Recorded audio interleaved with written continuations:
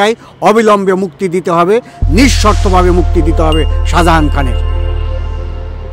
আমরা সারা বাংলাদেশে আন্দোলনরত যারা আওয়ামী লীগের নেতাকর্মী আছেন তাদের সাথে বহির্বিশ্বে আমরা আন্দোলন গড়ে তুলছি, প্রতিবাদ গড়ে তুলছি।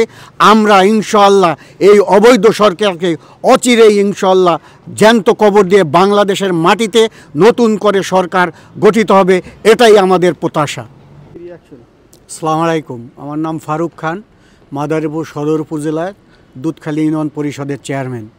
বর্তমান ইউনূস সরকার অবৈধভাবে ক্ষমতা দখল করে আমাদের জননেত্রী বাংলাদেশ সরকারের মাননীয় প্রধানমন্ত্রীকে হটিয়ে কিছু অবুঝ সন্তানদের মাঠে নামিয়ে আজকে দুরবস্থা, বাংলাদেশের আইন শৃঙ্খলা থেকে অবনতি, দ্রব্যমূল্যের ঊর্ধ্বগতি এবং কোনো ধরনের শিক্ষা ব্যবস্থা কোনোখানেই এখন চলতেছে না।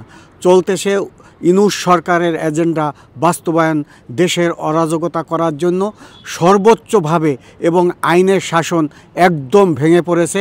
আইনের কোনো শাসন নেই। জাতীয় নেতাদের বাংলাদেশের কারাগারে বন্দি রেখে নাটক সাজিয়ে প্রশাসনের আইনগত ব্যবস্থা নিয়ে তাদের ভিতরে ঢুকিয়ে রাখছে। আমরা ভয় পাচ্ছি তাদের দিয়ে কোন ধরনের খেলা শুরু হচ্ছে বাংলাদেশে। আমরা এটার প্রতিবাদ জানাচ্ছি এবং এই ধরনের সরকারকে অচিরেই বাংলাদেশ থেকে হটাইতে হবে। এইটাই আমাদের মূল লক্ষ্য, মূল টার্গেট। এইটাই আমরা করতে চাচ্ছি। বহির্বিশ্ব থেকে আওয়াজ তোলার জন্য সবাইকে অনুরোধ করছি, আপনারা একযোগে আওয়াজ তোলেন। এই সরকারকে, অবৈধ সরকারকে বাংলার মাটিতে আবার প্রতিহত করতে হবে। ধন্যবাদ। আসসালামু আলাইকুম। প্রিয় নেতা জননেতা শাহজাহান খান, তার বাবা এমএলএ ছিলেন, এমপি ছিলেন। 8 বারের এমপি জননেতা শাহজাহান খানকে অবৈধভাবে কারাগারে বন্দী আছেন। তার সন্তান সুযোগ্য নবনির্বাচিত উপজেলা চেয়ারম্যান, তার সন্তান আসিফুর রহমান খান, তিনিও কারাগারে আছেন। আমরা তীব্র নিন্দা জানাই মাদারীপুরবাসী।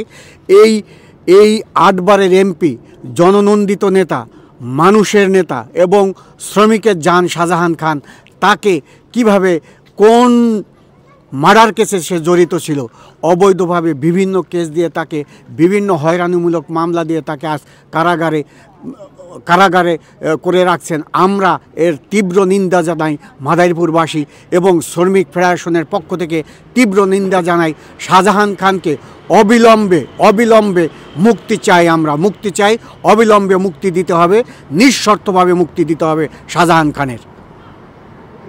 আমরা সারা বাংলাদেশে আন্দোলনরত যারা আওয়ামী লীগের নেতাকর্মী আছেন তাদের সাথে বহির্বিশ্বে আমরা আন্দোলন গড়ে তুলছি, প্রতিবাদ গড়ে তুলছি। আমরা ইনশাআল্লাহ এই অবৈধ সরকারকে অচিরেই ইনশাআল্লাহ জ্যান্ত কবর দিয়ে বাংলাদেশের মাটিতে নতুন করে সরকার গঠিত হবে, এটাই আমাদের প্রত্যাশা।